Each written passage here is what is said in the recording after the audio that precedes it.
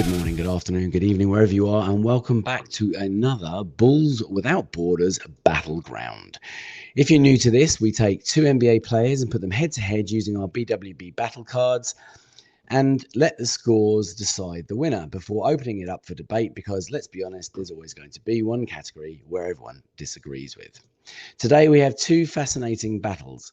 First up, two of the greatest role players the Bulls have had this century, Kirk Hinrich versus Alex Caruso.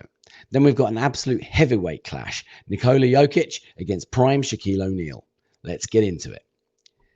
Battle 1 then, Kirk Hinrich versus Alex Caruso, and this was suggested by my brother Hayes.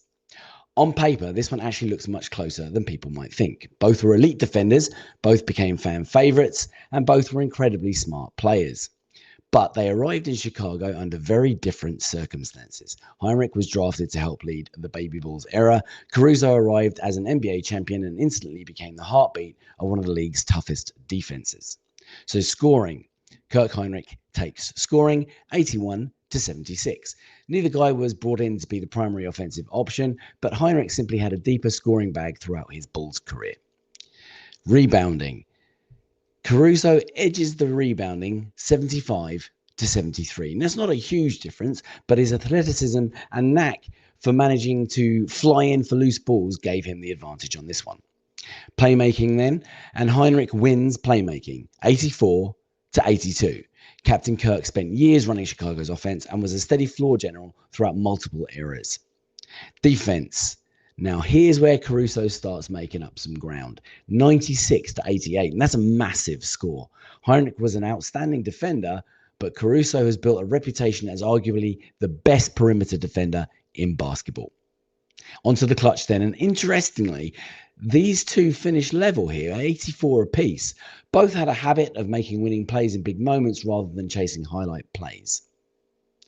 The basketball IQ then, and Caruso just about sneaks this one, 94-89. Again, not taking anything away from Hinrich, but Caruso's anticipation, rotations, and understanding of defensive schemes are genuinely elite. Career achievements, and Caruso also takes this one, 83-78. Winning a championship, multiple all-defensive selections, and becoming one of the league's leading premier role players just tips this category. And bearing in mind, I am looking at him as the Bulls player. I know he won a second championship, but I'm not taking that into consideration for the purpose of this. So, Captain Kirk finishes with a BWB battle score of 82, and Alex Caruso comes in at 84.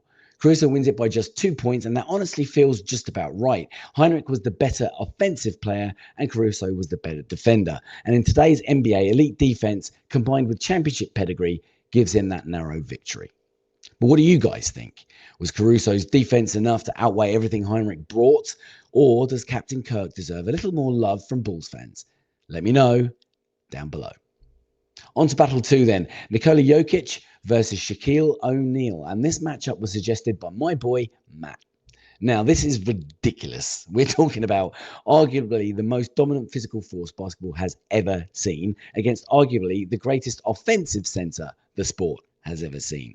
Power versus precision. Force versus finesse. Let's see how the cards stack up. Scoring then. And Shaq takes scoring 97-96. Just about. Prime Shaq was almost impossible to guard without sending him to the free throw line. We won't get into his free throw shooting. Rebounding then, and Jokic actually wins rebounding 97-94. People still underestimate just how dominant he is on the glass. Playmaking, and this one isn't even close.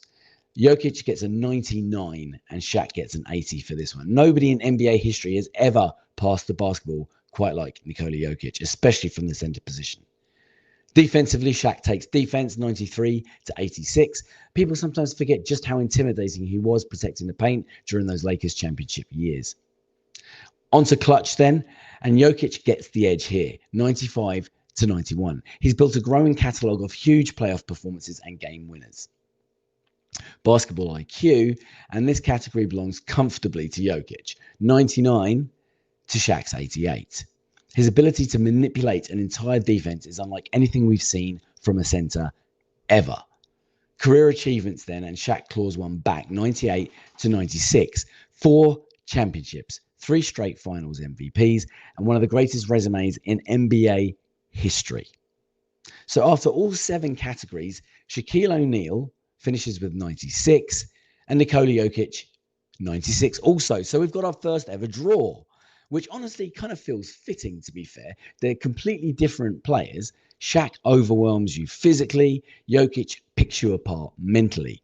2 completely different paths to exactly the same overall greatness. So here's the question. If you're building one team, who are you taking? Prime Lakers Shaq or today's Nikola Jokic? Would you rather have an unstoppable dominance or arguably the greatest offensive engine basketball has ever produced? Let me know your winners down in the comments and tell me, did I get these battles right? Which categories would you change? And most importantly, who should step into the next battleground? If you enjoyed this one, don't forget to like, subscribe, and share it with another Bulls fan, or even just a basketball fan. We'll see you next time on Bulls Without Borders Battlegrounds.